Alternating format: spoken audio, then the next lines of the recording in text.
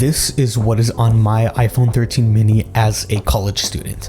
Timestamps down below, and let's get started. So the first group of apps are the usual apps. Now I call them that because you probably already know about them, and I don't want to go into too much detail and bore you about stuff that you already know. So the first is Spotify, which I use for both listening to music and podcasts. Next up is social media, or lack thereof, because I actually don't have any social media on my phone, which honestly I could talk about for an entire different video, but for now, just no social media on my phone. And finally, Google Photos, which I've definitely talked about before, but is pretty much the best way to back up your photos. They still have a really great option where you get a ton of space for free. You should definitely do it if you haven't already.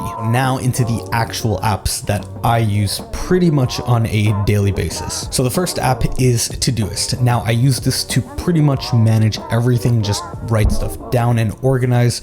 And I can't remember exactly where I got this quote from, but essentially the quote goes like, the brain was made for creating ideas and not storing it. And I know, at least for me, storing it is kind of the difficult part, and I use Todoist as kind of like that brain dump area where I can securely have the things that I need to do, in order, organized, and I don't have to rely upon like actual memory to do stuff, because then you lose track of things, you forget very important things. It's just not as reliable as something like Todoist. Not to mention there's lots of customizations and features that make it easy to break apart those big projects into more manageable chunks and increases overall productivity. Next up is the fitness app Strong, which is by far my favorite workout app. What I really like is that it lets you build workouts from the ground up with a large variety of exercises that they already have in the app, or your own exercises that you can input yourself, and it lets you track every important metric when it comes to fitness. Like if you need to just, keep track of your reps and your sets, then you're completely fine. But also if you're PRing every week, then it'll let you know that as well. Just overall great source of tracking your workouts. And the critical thing for me is that it syncs perfectly with the Apple Watch. So not only does it contribute towards the filling of your rings, which at this point is like an addiction for me, but it's just so much better than Apple's own regular fitness app, which really doesn't have a lot of capabilities, whereas the Strong app is just so versatile. Next up is Calendar, and more specifically the way that I use it, which is just for general time blocking, which lets me get an idea of what my day actually is going to look like. See, I've been on pretty much every side of the spectrum of, not using a calendar and then having, your day completely thrown off, to trying to actually schedule in every single, minute or second, like just that craziness.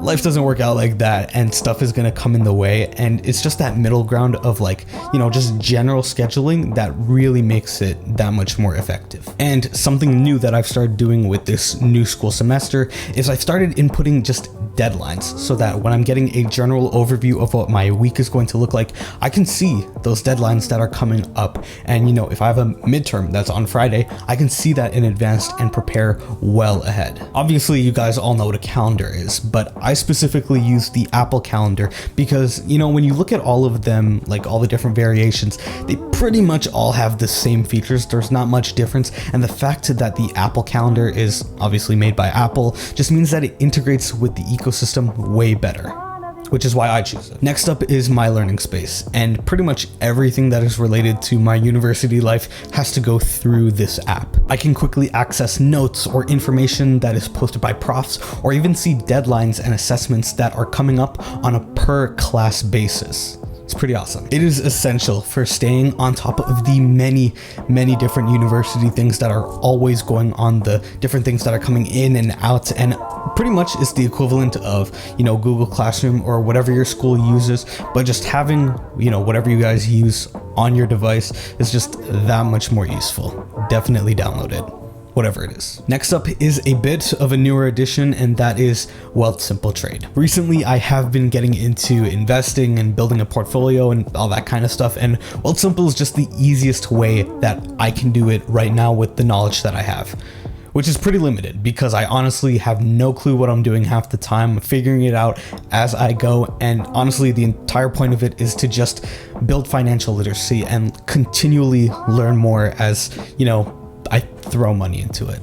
So Yeah, learning. And finally, this isn't necessarily an app, rather it's the entire layout of my phone using widgets. So to summarize pretty much how I have the entire phone set up is that I always have the most useful and the most informative information at the top where I can see it at all times, while also having the most frequently used and most important apps always at the ready. So going from top to bottom, I have my screen time at the top because me personally, I'm always trying to keep my screen time as low as possible, and just having it like in my face where I can see it at all times just kind of reminds me and reinforces that maybe I shouldn't be on my phone for so long, you know? Next up is Apple Fitness, where I can see my rings, as well as Strong, where I can see how many workouts I've done for the week. And again, it's pretty much the same principle as the screen time, where I'm trying to get more healthy, so I apply that same shove it in my face mentality to my fitness widgets. Next is Calendar in the square orientation, so that I can see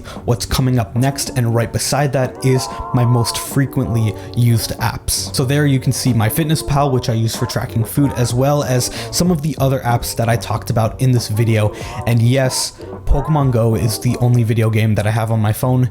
Everybody has a problem. This last one is a bonus because I saw a comment and it was pretty funny, and it's actually the wallpaper, which I think is severely underrated. Like, think about how many times you open your phone and you see your wallpaper for a split second. I think that's a great opportunity to try and, you know, maybe reinforce habits, or like, you know, look at something that can subconsciously put a message into your brain, if that makes sense. Because yes, right now I am trying to reinforce, you know, better quality sleep, and I think that's so fundamental, yet I completely screw it up all the time, that I need that constant reminder, that constant reinforcement of, you know, sleep, you idiots. And I'm sure once I fix that habit, I'll be putting a new one as my wallpaper. So definitely try this out, because I think it's a game changer. If even one of these apps is new to you, or you learned something new, then help me out by leaving a like on this video, subscribe for more, and thanks for watching.